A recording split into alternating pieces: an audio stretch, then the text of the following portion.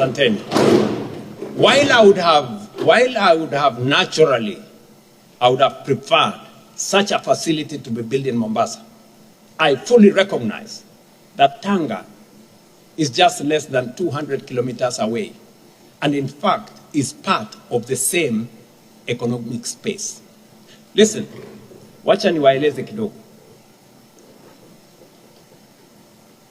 Sisi ni partners wa East African Community. Na mawazo yangu ilikuwa ni kwamba we must use ile rasilimali tuko nayo hapa katika bara letu la East Africa. Lazima tusitumie kwa industrialization, ituzalishie nafasi za ajira, isuzalishie mali ama iongeze dhamana kwa yale mambo tulio nayo na itutafutie utajiri.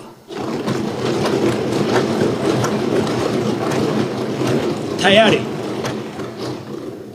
nchi yetu jirani ya Uganda wamekwisha jenga pipeline, crude pipeline kutoka Hoima kule Uganda ikielekea Tanga.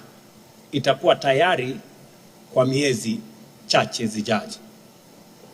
Wakati niliketi na Rais Museveni, nikamuuliza mzee, mbona tuchukue mafuta yetu tuende tuifanyie refinery sijui mahali gani, alafu tufuatilie tuende tununue mafuta ama oil products kwa bei ambayo ni ghali? Mbona sisi wenyewe tusijenge refinery hapa?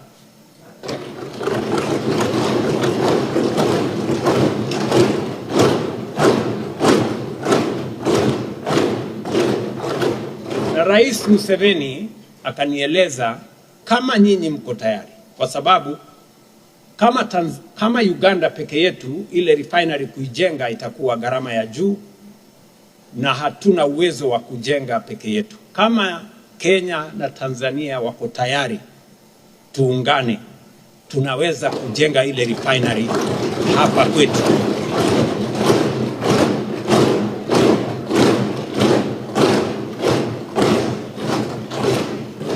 Mimi nikatumana technocrats wangu wakaenda wakakutana na Rais Museveni, tukakubaliana zile nambari, ikafanyiwa calculation, tukajua ya kwamba tukiungana nchi zetu tatu kujenga refinery hapa itakuwa ni jambo la muhimu, itatuletea ajira,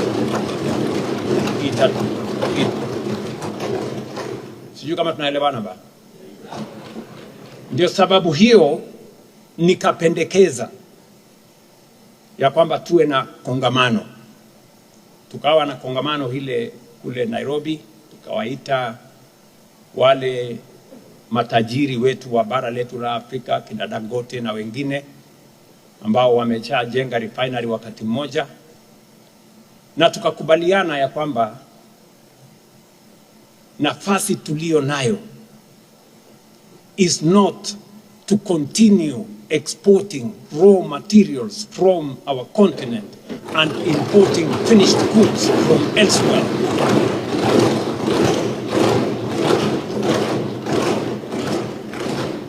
Na ndio sababu hiyo tukapendekeza ya kwamba tukiungana Uganda, Tanzania na Kenya tunaweza kujenga refinery, ndio tuhakikishe ya kwamba ile mafuta tunairefine hapa kwetu, pesa inabaki hapa kwetu, nafasi za ajira inabaki hapa kwetu,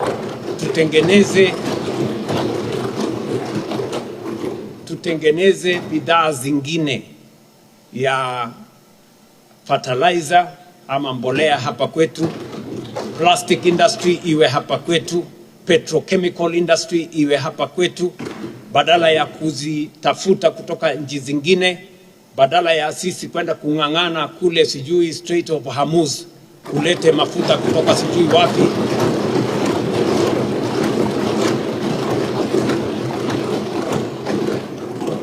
Sasa nimesikia nyie mnamuuliza Mama Suluhu maswali magumu. Mbona yule bwana ameenda kutangaza refinery ya Tanga na kule, na sisi wenyewe hatujatangaza? Sasa nauliza nyinyi, ile ni refinery bana, is a big investment. Sikizeni, hiyo investment is in billions of dollars. Kama mimi ningekuwa na nafasi ningeipeleka kule Kenya, lakini kwa sababu ya kuamini ujirani na bara letu la Afrika na jumuiya ya East Africa, sisi ni wamoja, nikasema ikijengwa Tanga ni kama vile imejengwa Kenya.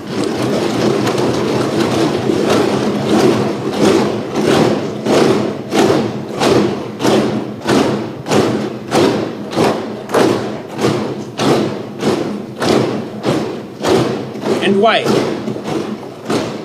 why? And why are we building it in Tanga? It is because the crude pipeline is already heading to Tanga. Na mafuta pale tukimalizia itakuwa sehemu fupi sana kutoka Tanga mpaka Mombasa. Tupeleke mafuta alafu tuweke kwa ile pipeline ambayo tuko nayo tayari. It will make our Kenya pipeline commercially viable, better, and hatutakuwa tunasumbuka na sijui Hamus na wapi kutoka hapa Tanga mpaka Mombasa.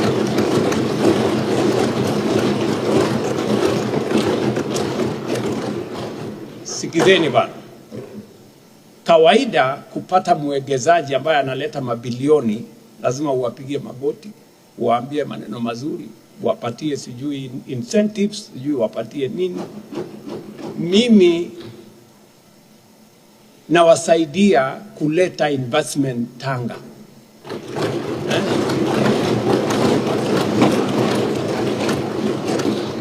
Kama mungekuwa watu wangwana, mungetulipa sisi wa Kenya, mungesema asante sana.